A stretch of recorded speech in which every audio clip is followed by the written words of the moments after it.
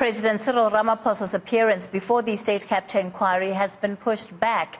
He was initially set to appear before the Commission in July, but the national lockdown has forced Justice Raymond Zondo to postpone his testimony. Let's discuss the work of the Commission so far with Valencia Talane, who is with Corruption Watch. Valencia, good evening and thanks for your time on News at Prime. Now, the demands, if I can put it that way, that you've made before the Commission are pretty clear in terms of what you want to see happen going forward. Do you think that Judge Zondo addressed the bulk of your concerns today?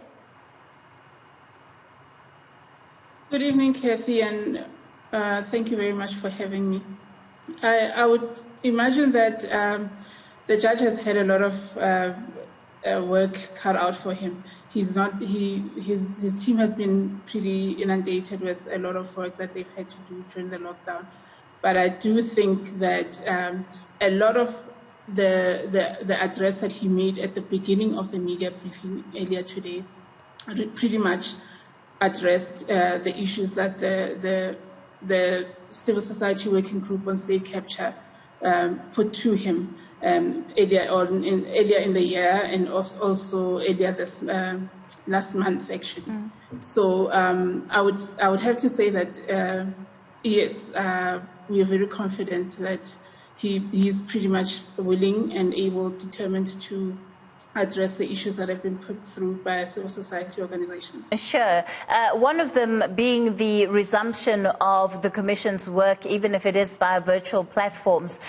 Any clear answer on the release of preliminary findings, at least on the evidence that the Commission has already heard?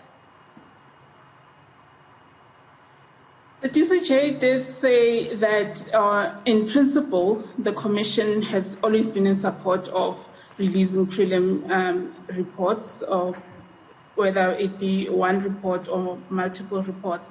However, on a practical level, it's been quite difficult to see how that sort of thing could pan out, in the sense that, in fact, the example he used was that there are people who appear in more than one stream of evidence, and therefore, if a finding was to be made in one stream of evidence and only for the person to reappear in another, it pretty much compromises to a certain extent the work of the Commission in that regard.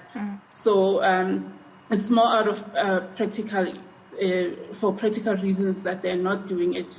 That's the sense that I got from what he was saying earlier. Sure. The key concern by organizations like yourself seems to be around these centers of power which led to state capture and the corruption that came as a result of it.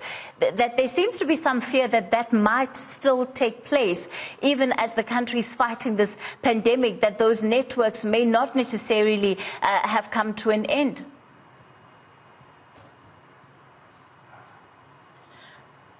Cathy, anyone who's been listening to or watching the public hearings to date from the beginning of the Commission's work in 2018, to some extent can surmise that a lot of the issues that come up in the public hearing evidence that has been shared is that it's more systematic failures in how government works in public procurement than anything else that has enabled a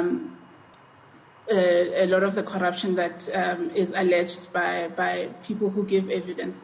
So that does not stop just because we are in the situation that we are in right now. And part of the argument that was made by the working group, the Civil Society Working Group, is that the importance of continuing its work, or the Commission continuing its work, or at least giving some guideline as to how the issue of systematic failures may be addressed in future, helps the country curb potential corruption that could have been happening under the emergency procurement situation that we Sure. might find ourselves in. Now, often accountability hinges a lot on the ability of whatever entity, or whether it's the state, government that's involved there, on their ability to be transparent about the processes that are taking place. Already we know that we haven't had that during the lockdown. There's certain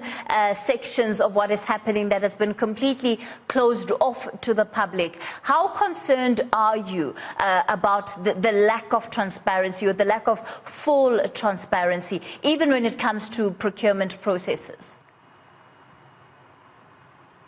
I think the sentiments, or rather the conversations that are happening in the sector and civil society are that regardless of how quickly your procurement processes are concluded and stuff like that, the importance is in us keeping an eye on who the main players are, who is buying what and for what purpose, what information is being brought forward as to, or lack thereof, as far as what